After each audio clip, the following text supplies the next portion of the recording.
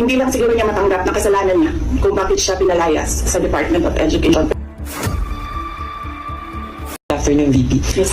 VP, as we're speaking right now po, mayroong ongoing House probe. Actually, minutes ago, former Undersecretary Gloria Mercado says you gave her envelopes containing 50,000 each from February to September 2023 when she was with Hope or the Health Orchestrate Positive Learning, a DepEd project. She believes it could be to influence her decision as Hope. Your response po? Dapat siguro kung mag-akusa siya ng ganyan, dapat may papel siya. Tulad ng ako, pag inaakusahan ako, pag sumasagot ako, binibigay ko yung papel. Gloria Mercado is a disgruntled former employee of the Department of Education. She was let go because of loss of trust and confidence sa Office of the Secretary. Una niyang ginawa, well, hindi ko alam kung anong nauna, pero nakastrike po siya sa akin. Ang una niyang ginawa, nag-solicit siya ng 16 million pesos sa isang kumpanya on paper using my name without any authorization from the Department of Education. Bibigay ni JC sa inyo mamaya yung papel. Kalagay doon. Pangalawa, noong nag-school visit ako sa Cebu, merong lumapit sa akin na teacher. Sabi niya sa akin, Inday Sara, masakit sa loob namin na mga teachers kami na nasa field. Tapos merong humahawak ng teacher items na wala dito sa aming probinsya o wala dito sa aming region. So, pinakwento ko siya. Iyon naman yung purpose ng aking mga school visits, diba, sa iba't ibang lugar na bansa. Sabi ko, one-on-one tayo, kwento mo lahat sa akin. And then it turned out, ang HR mismo ng Department of Education, our Undersecretary, took a teacher item from Region 7, nilagay niya sa central office for a non-teaching task. Ginawa niyang executive assistant niya. Ang apelido ng Villar, meron niyang paper trail. So, nung bumalik ako sa central office, tinanong ko, totoo ba na meron tayong teacher item galing sa Region 7 na nandito sa atin? Totoo daw, nasa HR. HR pa mismo ang gumawa ng parang injustice sa teachers namin sa field.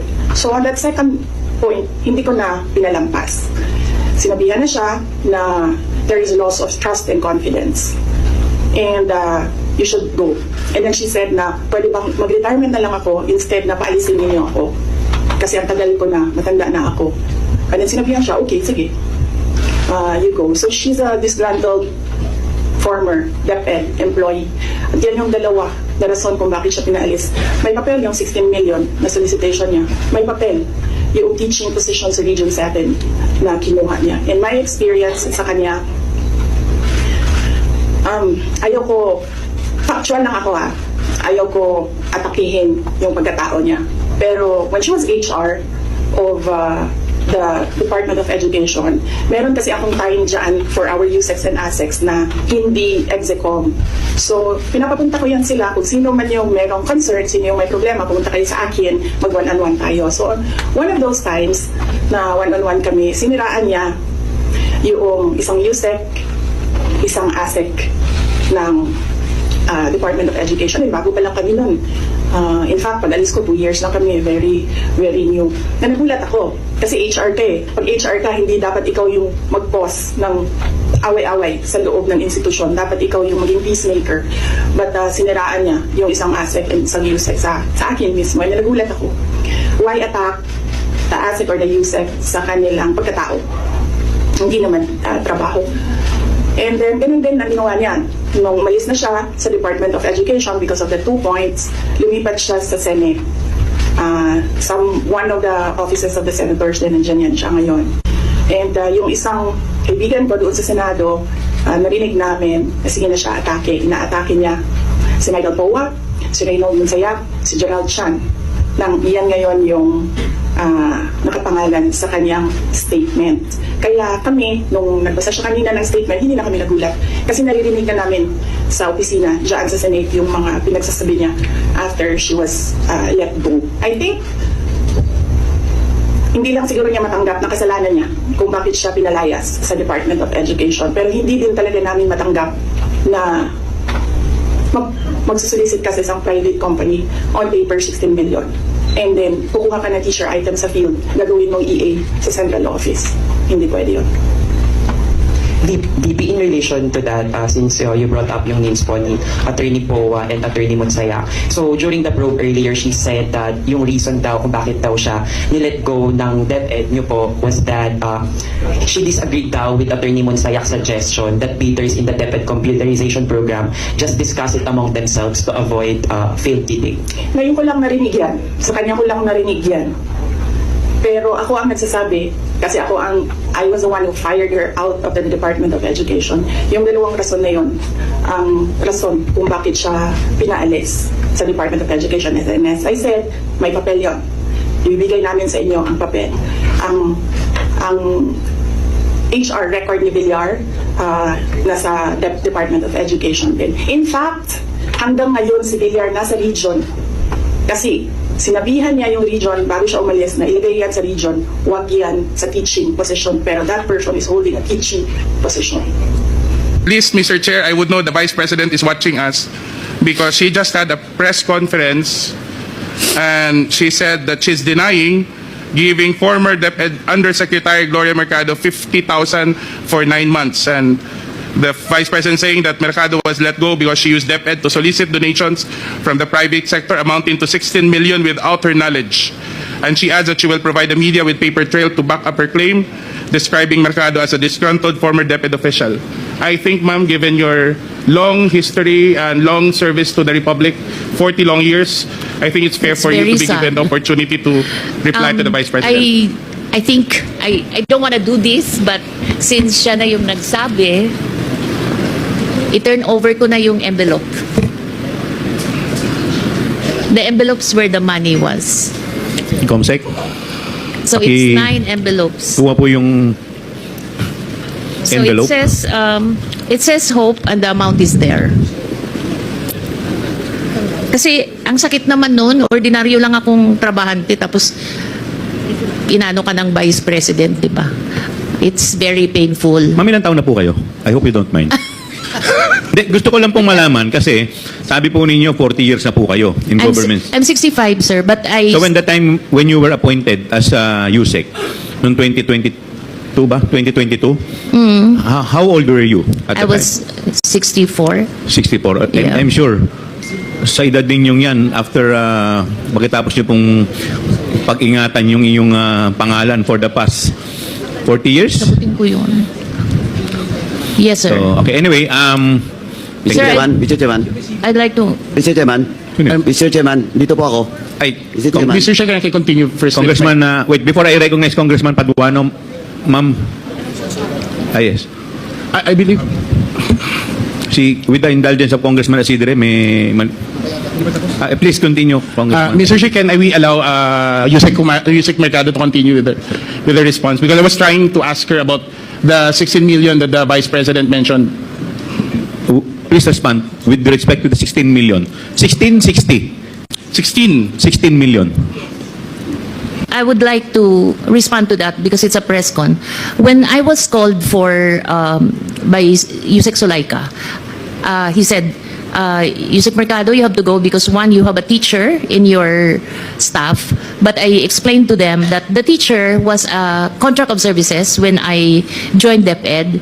And the teacher has a pending application in Cebu because he's from the Visayas. And while he was working with us, he qualified for the RQA. But then when he received his appointment as a teacher, it was already past the opening of the class. It was almost opening, and the teaching load was already apportioned. So I called the RD. I said, can I still keep him? Because he was working on the special hardship allowance, which was a program that BP Sara also wanted to improve because there's a new hardship allowance, and we were just able to reduce the hardship threshold from 0.37 to 0.33. And she wanted the basis for the giving of the hardship allowance, special hardship allowance, revisited. So that's why that guy was the one working on it. So I explained, and I don't feel at all na guilty ako dun sa sinabi niya. The second one is Sulaika mentioned that I solicited from 2 agencies. So I explained to her that it was a program which our strand developed. There were 2 consultants from UNICEF who developed the app, and then we asked our external partnership office to look for external partners who will be presenting the program, because we developed the concept. It was DepEd Guro. It's her being able to contact the 980,000 teachers. Parang kahit nasan siya, pwede niyang makausap yung mga teachers. The second one was for us to do an electronic mode of the RQA. Parang there's no human intervention anymore. Everyone uploads the credential. Even the computation of the teacher qualification is already on an wala na siyang human intervention. So that was the program. It wasn't us who choose who would be the partners who will be invited. It was the external partnership. So we made a presentation to almost all the corporations. And then some of the corporations appreciated that it's a very important program. So some of them committed to buy, kasi what we did is we divided the total fund of 16 million into chewable chunks. So if you're interested with this package, ito lang. If you're interested with it, because not everyone naman wanted to pay the 16 million. But there were 2 corporations who were willing to fund, because we wanted to put one in Mindanao, one in Visayas, and one in Luzon. So there were 2 who committed to fund the full package, and those were the 2 corporations that Yusek Sulaika said I solicited. So I explained properly. I did not solicit. There's no money involved there. These are equipments. Walang cash po doon. Equipment siya na ito-turn over sa DepEd. So I feel very sad that up until now, the BP has not been appraised, as I explained it to her people, that we did not solicit. In fact, the two corporations are willing to give an affidavit that I have no solicitation from them of 16 million. So to reiterate, Mr. Chair, Yusek, first, this was a sanctioned DepEd project. It's a DepEd project. Second, yes. you did not do the solicitation yourself. It was managed by the External External Partnership. Partnerships Office. Third, no cash donation was ever made. Equipments. Equipment was given to the department. So none of this, what allegations that the Vice President is making against you is true. Yes, sir. Yes, Mr. Chair. And that makes it very sad because she's saying it now. Ibig sabihin, her people did not explain to her. At least I know she's watching, then she probably be able to get the information from you now.